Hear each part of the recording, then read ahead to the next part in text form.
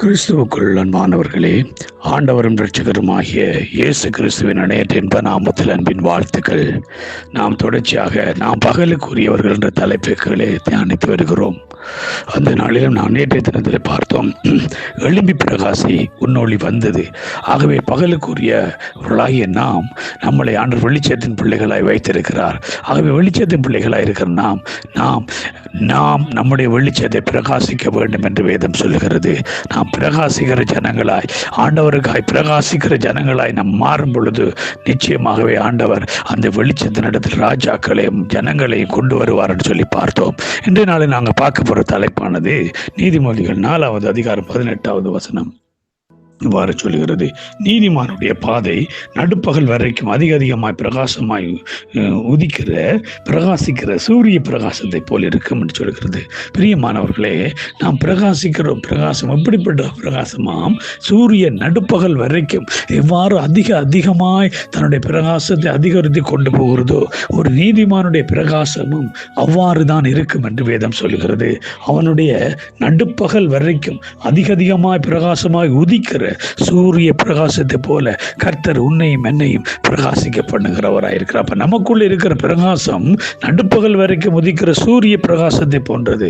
ஆகவே நாம் நல்லா பிரகாசிக்கும்படி அழைக்கப்பட்டிருக்கிறோம். நம்முடைய வெளிச்சத்தின் இடத்துல எல்லாரும் வரும்படியாய், அந்த வெளிச்சத்தில் எல்லாரும் களி கூறும்படியாய் நம்ம அழைக்கப்பட்டிருக்கிறோம். பிரியமானவர்களே, நம்ம பார்த்தோம், மத்தேயு 5வது அதிகாரம் 16ஆம் வசனம் சொல்லுகிறது, இவ்விதமாய் மனுஷர் உங்கள் நற்கிரியைகளை கண்டு பரலோகத்தில் இருக்கிற உங்கள் பிதாவை மகிமைப்படுத்தும்படி உங்கள் வெளிச்சம் அவர்கள் முன்பாக பிரகாசிக்க கடவுதா. பிரியமானவர்களே, இருளில் இருக்கிற ஜனங்களுக்கு முன்னால எங்களோட வெளிச்சம் எப்படி இருக்கணும்?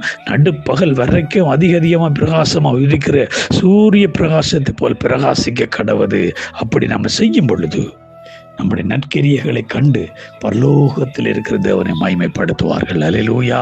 நம்ம வெளிச்சத்திலே செய்கிற கிரியைகள் அது வெளியரங்கமாக இருக்கும்.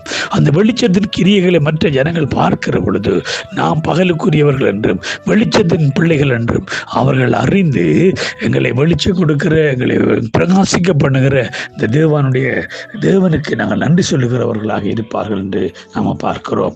அதே காரியத்தை தான் பிலிப்பியர் 2வது அதிகாரம் 14வது வசனத்திலே பவுல் சொல்கிறார், நான் வீணாய் ஓடினதும் வீணாய் பிரயாசப்பட்டதும் இல்லை என்கிற மகிழ்ச்சி கிறிஸ்துவின் நாளிலே எனக்கு உண்டாயிருப்பதற்கு ஜீவ வசனத்தை பிடித்து கொண்டு உலகத்திலே சுடர்களை போல பிரகாசிக்கிற நீங்கள் என்று சொல்கிறார். அப்ப பாருங்க, தேவனுடைய வசனத்தை பிடித்து கொண்டு அவர்கள் சுடர்களை போல பிரகாசிக்கிறவர்கள் என்று பிலிப்பியர் சபை பார்த்து சொல்கிறார். பிரியமானவர்களே, நாம் பிரகாசிக்கிற ஜனங்களாக இருக்க வேண்டும். நடுப்பகல் வரைக்கும் அதிகமாய் பிரகாசமாய் உதிக்கிற சூரிய பிரகாசத்தை போல நீங்களும் நானும் பிரகாசிக்கும் பொழுது அந்த பிரகாசத்தை கர்த்தராகிய ஆண்டவர் பார்க்கிறார். அந்த பிரகாசத்தின் வெளிச்சத்திலே மற்ற ஜனங்கள் நம்முடைய கிரியைகளை பார்த்து ஆண்டவராகிய இயேசு கிறிஸ்துவினுடைய மெய்யான வெளிச்சத்தை காண, அந்த ஒளியிலே அவர்கள் நடக்க வர, நாம் அவரை மகிமைப்படுத்த, அவரை உயர்த்துகிற ஒரு ஜனக்கூட்டத்தை ஆதாயப்படுத்துகிறவர்களாய் நம்முடைய வெளிச்சம் காணப்படும். அல்லேலூயா. ஆகவே இந்த அருமையான காலை வேளையில் கிறிஸ்துவுக்குள் அன்பானவர்கள் நாம் ஒவ்வொருவரும் பகலுக்குரியவர்கள், வெளிச்சத்தின் பிள்ளை என்ற உணர்வோடு நம்முடைய வெளிச்சத்தை நடுப்பகல் வரைக்கும் இருக்கிற சூரியனை போல பிரகாசமாய் பிரகாசிக்க பண்ணுவோம். அப்பொழுது ஜாதிகளும் ராஜாக்களும் நம்மளிடத்தில் வருவார்கள். அநேகர் வந்து தேவனை மகிமைப்படுத்துவார்கள். அப்படிப்பட்ட கிருபை கர்த்தர் தாம் ஒவ்வொருவரும் தந்துள்ளுவாராக. God bless you all.